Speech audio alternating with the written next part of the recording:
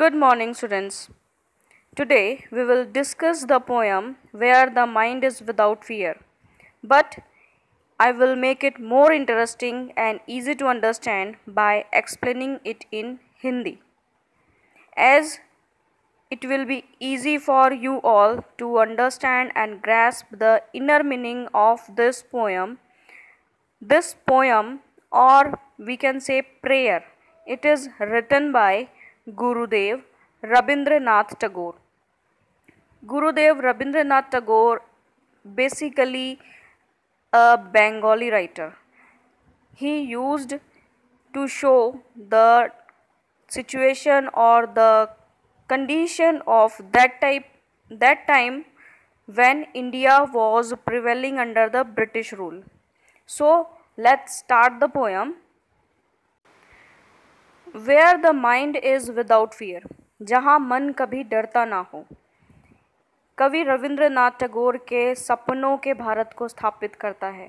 ये वो भारत है जहाँ ब्रिटिश शासन से अपनी स्वतंत्रता के बाद भारत दिखेगा. हालांकि वास्तविकता में भारत में कवि की कल्पना की गई सभी चीज़ों से उल्टा चल रहा है. इस कविता में हम उनकी कविता के सारांश को समझेंगे. Where the mind is without fear and the head is held high, where knowledge is free, where the world has not been broken up into fragments by narrow domestic walls. इन पंक्तियों में कवि कल्पना करता है कि वो अपने देश को कैसा देखना पसंद करेगा. कवि कहते हैं कि उसके किसी भी देशवासी को हर समय अपने मन में डर नहीं रखना चाहिए. इसके बजाय उन्हें निडरता से सिर उठा के जीना है और स्वयं पर विश्वास करना है.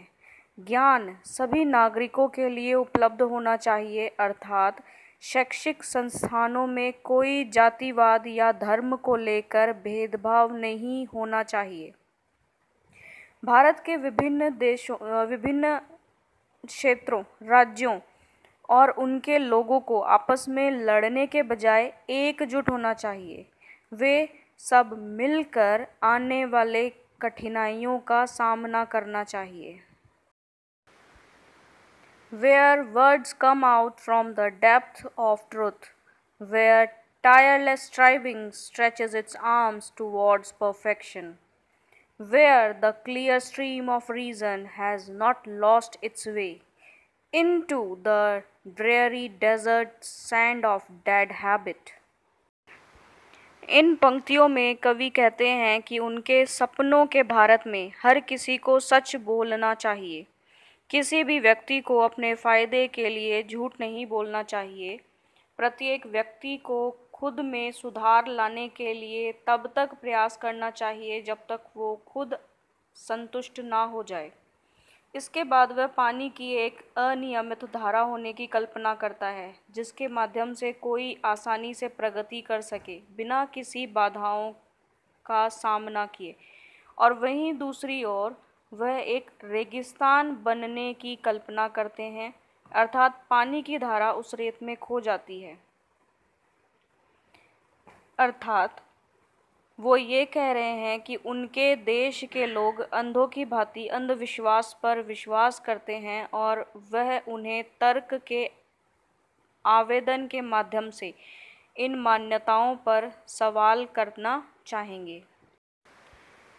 Where the mind is led forwarded by thee into ever widening thought and action, into that heaven of freedom, my father, let my country awake.